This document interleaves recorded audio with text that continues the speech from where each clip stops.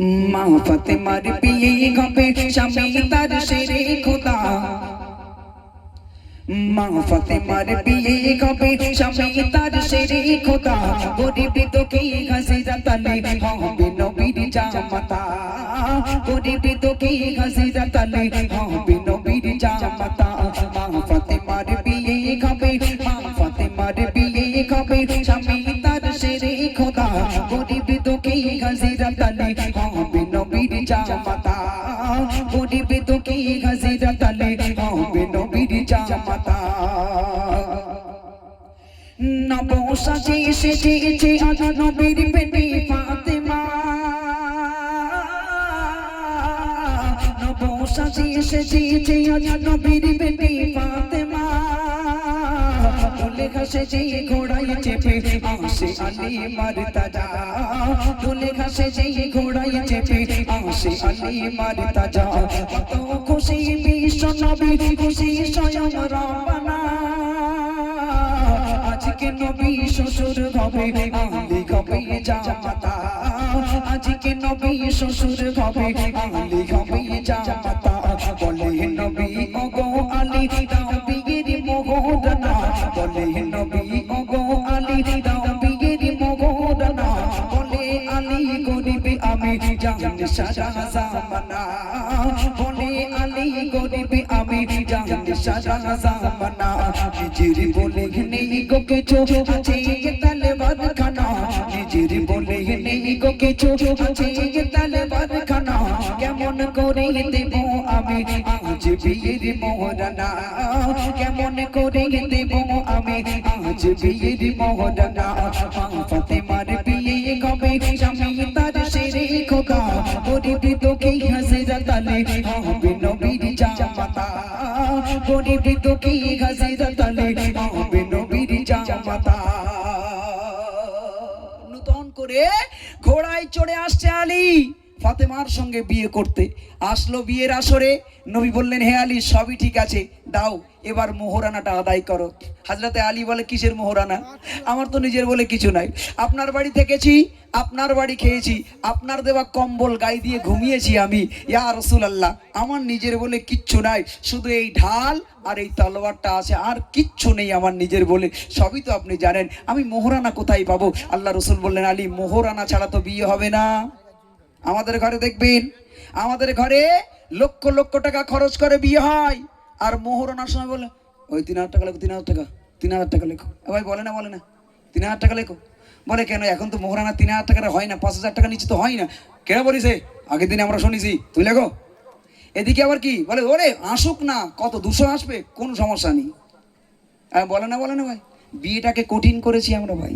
বিয়ে ছিল মোহরানা আর এজাব আর কবুল, এই 3টি ওয়াজিব কাজ।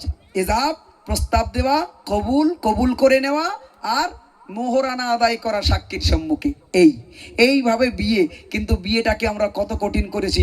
সব কিছু বহল তো বিয়াতে করি, কিন্তু মোহরানার বেলায় গেলে আমরা কত কুণ্ঠাত বোধ করি, যেন ওই পয়সাগুলো আমাদের বারো হয় না।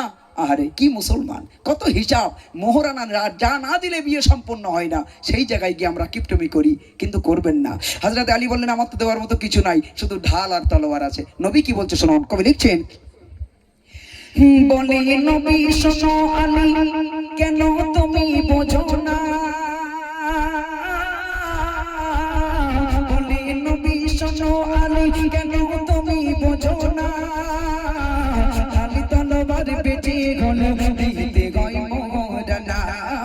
আলী তলোয়ার বেঁচে গেল দিতে গয় মোহরানা। এই কথা শুনে মুচকি গেছে বলিল ওসমান গনি, কিনিব আমি দাম দিয়ে দেব এখনি। ঢালে তলোয়ার কিনিব আমি দাম দিয়ে দেব এখনি। 400 দিরাম পেল আলী মুরতাজা। 400 দিরাম পেল আলী মুরতাজা। যেখানে মাটির সামান বেচে দিল বিয়ের মোহরানা। যেখানে মাটির সামান বেচে দিল বিয়ের মোহরানা। মা ফাতেমার বিয়ে হবে স্বামী তার শেরে খোদা। গরিব দুঃখী হাসিরাত আলী হবে নবীর জামাতা। গরিব দুঃখী হাসিরাত আলী হবে নবীর জামাতা। রাসূল বলল শোনো, কোনো কথা চলবে না, মোহরানা তোমাকে দেওয়া লাগবেই লাগবে, এনি কস্ট এনি হাও, যে কোনো মূল্যে তোমার মোহরানা আদায় করতে হবে। নবী বললেন যে তোমার ঢাল তলোয়ার বিক্রি করে হলেও করতে হবে। কি করা যায়? যেই ঢাল তলোয়ার বিক্রি করার কথা বলেছে, পাশেই বসেছিল তার ভাইরা ভাই রসুলের আর এক জামাই, তার নাম হলো হযরতে উসমান গনি। সে মুচকি এসে বলল, ইয়া রাসূলুল্লাহ, আমি এই আলীর ঢাল তলোয়ার আমি কিনতে চাই, যত দাম বলবে সেই দামই আমি আলীর ঢাল তলোয়ার কিনে নিতে চাই। আলী কোনো কিছু বলার আগেই বলল, আমি 470 দিরহাম দেব। কত? 470 দিরহাম। এই যেই কথা সেই কাজ, সঙ্গে সঙ্গে পকেট থেকে বার করে দিল 470 দিরহাম। 400 টাকা দিন মোহরানা আদায় করলো, 70 দিরহাম নিজের কাছে রেখে দিল। কিন্তু হযরতে আলী কিন্তু খুশি নয়। আরে কিরাম বন্ধু, তুমি আমার একসঙ্গে চলেছি, যুদ্ধ করেছি, আর তুমি আজকে আমার নিজের ঢাল তলোয়ারটা কিনে নিলে, তুমি কেমন বন্ধু? আমাকে 400 দিরহাম দিয়ে কি একটু সাহায্য করা যেত না? ধারও কি দেওয়া যেত না? তুমি আমার নিজের বলতে যে জিনিসটা ছিল সেটাই তুমি কেড়ে নিলে। হযরত উসমান গনির উপরে আলী রেগে গেছে, রেগে গেছে, কিন্তু তারপরেও কিছু বলছে না, একেবারে গম্ভীর হয়ে বসে রয়েছে। বিয়ে হয়ে গেল, সমস্ত সাহাবায়ে কেরামরা আসে, কেউ খেজুর, কেউ উপহার। বিয়ে বাড়ি গেলে যেমন উপহার দেয়, সবাই উপহার দিচ্ছে, উপঢৌকন দিচ্ছে, কিন্তু হযরতে আলী মাথাটা নিচু করে বসে আছে, মনে তার সুখ নেই। কেন? তার একটাই প্রিয় জিনিস ছিল ঢাল তলোয়ার, সেইটা বিয়ের জন্য চলে গেল। তারপর কি হচ্ছে কবি লিখছে, শোনো। সব সাহাবারা বিয়ের শেষে সাহাবারা দিল কত উপহার, তবু আলী হয় না খুশি, দুঃখে ভরা মন তার, তবু আলী হয় না খুশি, দুঃখে ভরা মন তার। সব সাহাবার পরে এলো সেই সাহাবা উসমান গনি, উপহার ঘাটে তাগার কিন্তু তখন দেখেনি, উপহার ঘাটে তাগার কিন্তু তখন দেখেনি। সবাই ভাবে নামি দামি হবে কোন নজিরানা, সবাই ভাবে নামি দামি হবে কোন নজিরানা, কিন্তু আলী হয় না খুশি পেয়ে উপহার খানা, কিন্তু আলী হয় না খুশি পেয়ে উপহার খানা। ফাতেমার বিয়ে কবে স্বামী তার শেরে খোদা, গরিব দুঃখী হযরত আলী হবে নবীর জামাতা, গরিব দুঃখী হযরত আলী হবে নবীর জামাতা। ফাতেমার বিয়ে কবে স্বামী তার শেরে খোদা, গরিব দুঃখী হযরত আলী হবে নবীর জামাতা, গরিব দুঃখী হযরত আলী হবে নবীর জামাতা।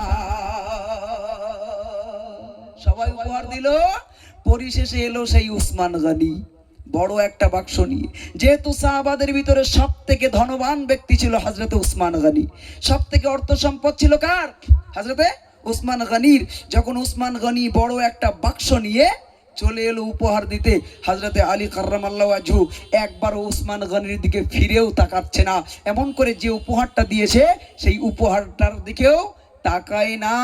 উসমান গনির উপরে খুব রেগে আছে হযরতে আলী, যে আমার নিজের বলতে সব থেকে আমার প্রয়োজনীয় জিনিস, যে জিনিসটার জন্য আমার আসাদুল্লাহিল গালিব বলা হয়, সেই জিনিসটা উসমান কিনে নিলে তুমি। আরে মনটা খারাপ। উপহার দিয়েছে, বড় প্রাইজ, বড় সাজুগুজু করে বড় জিনিস বক্স করে দিয়েছে, কিন্তু আলী খুশি হয় না। কিন্তু হযরতে উসমান গনি মুচকি মুচকি হাসে আর কি বলে, কবি লিখছে, শোনো।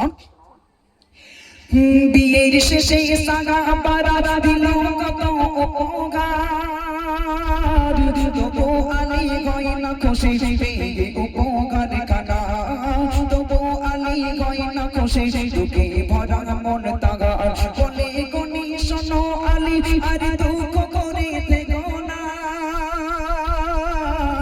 আর কি উপহার দিলাম তোমায় একটু খুলে দেখো না, কি উপহার দিলাম আমি একটু খুলে দেখো না।